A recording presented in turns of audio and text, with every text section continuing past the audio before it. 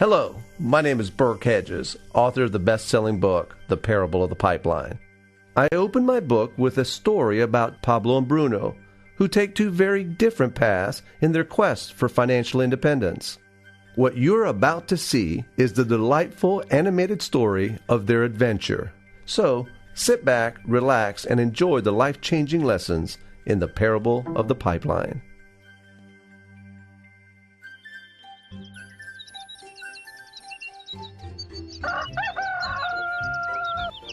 Far away, in a small village, near a beautiful valley, lived two friends, Pablo and Bruno. They were both young and dreamed of a better life for themselves. They'd often discuss their dreams about how they would become the most successful men in the village.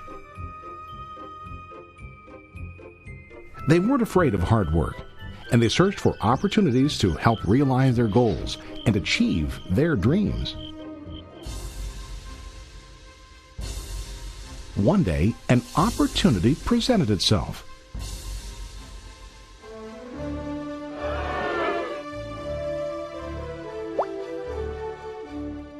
The mayor of the village decided to hire two people to bring water from a spring up on the mountain, across the valley, back down to the village. They were to be paid based on the amount of water delivered to the village. Bruno and Pablo enthusiastically got to work. Every day, from morning till evening, they carried buckets to and from the spring. They worked hard, carrying water to the village. In the evening, they'd return home with their day's wages.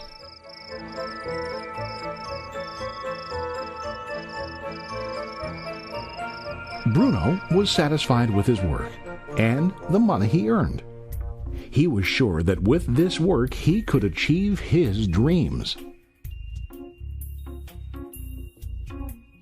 Bruno thought that to increase his wages he could use bigger buckets to bring more water each trip.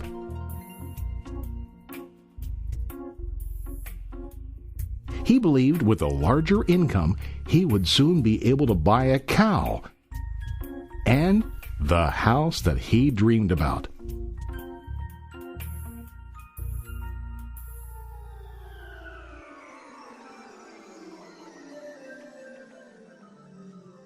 Now Pablo was not satisfied. At the end of the day, his back and hands ached, and he was exhausted. He was looking for an easier way to earn more. One day an idea occurred to Pablo. He imagined building a pipeline to deliver the water from the mountain spring to the village. With this pipeline, he could get more water to the village without carrying buckets back and forth from the spring to the village. Soon, he got very excited about his idea and began to plan. Pablo, of course, shared his idea with his friend Bruno and asked him to join with him to work on and help build the pipeline. Bruno thought the idea was crazy. All Bruno could think about was what his money could buy today and how to get it quicker. He felt that building a pipeline would slow him down and delay him in achieving his goals. Instead, Bruno got bigger buckets and went more often back and forth, fetching water. He was sure that with this method, he could make more money. Pablo decided to build the pipeline on his own. He understood that it would not be easy to build, and it would take time to complete the pipeline. Pablo knew that it could take several years to finish, but he set his mind on his goal. Every day he worked and carried water like before. But on weekends and during his spare time, he worked hard to dig in the rocky soil and build his pipeline. In the first month, there was little to show for his work.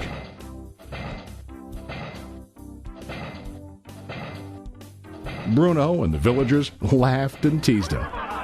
They called him Pablo the Pipeline Man.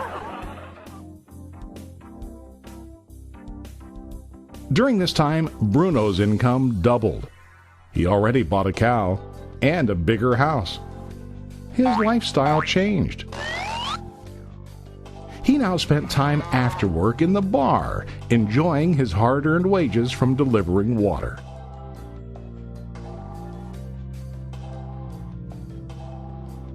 What Bruno didn't realize was that his body was starting to stoop from carrying the heavy buckets every day.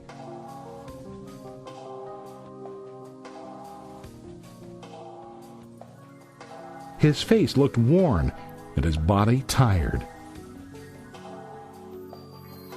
Soon, he began to carry less and less water due to the wear and tear on his body.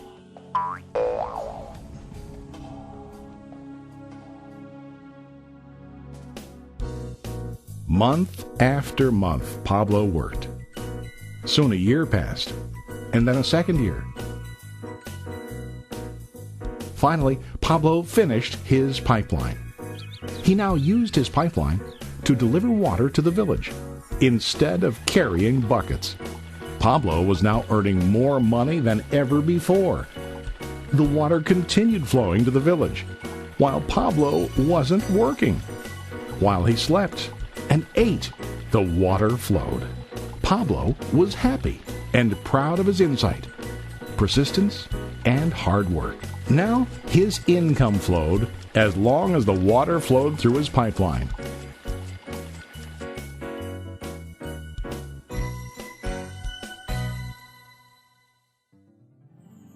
The story of Bruno and Pablo is a reflection of life.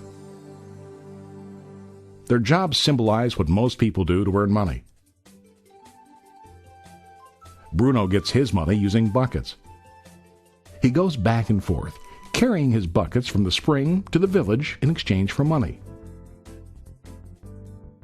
To increase his income, he either has to go more frequently to the spring or to use larger buckets.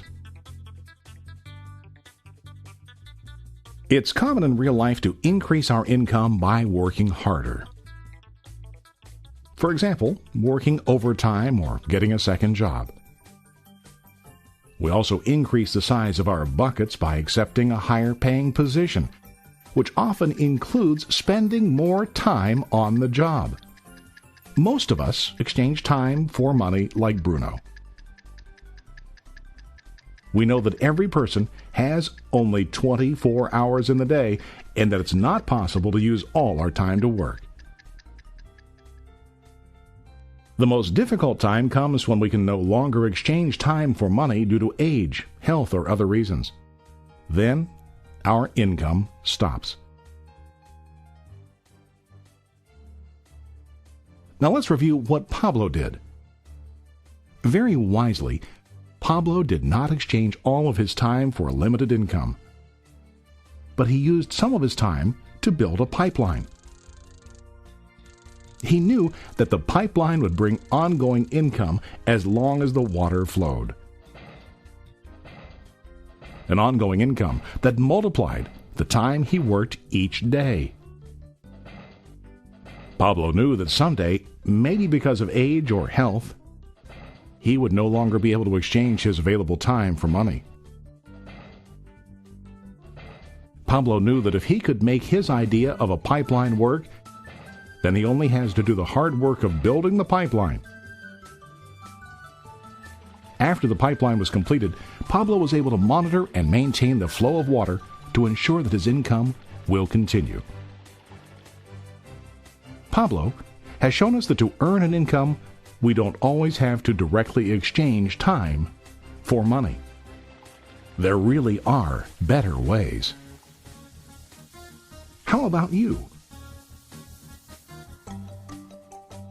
Are you still like Bruno, who directly exchanges time for money? Or do you want to be like Pablo, building and maintaining a pipeline for ongoing income? If you are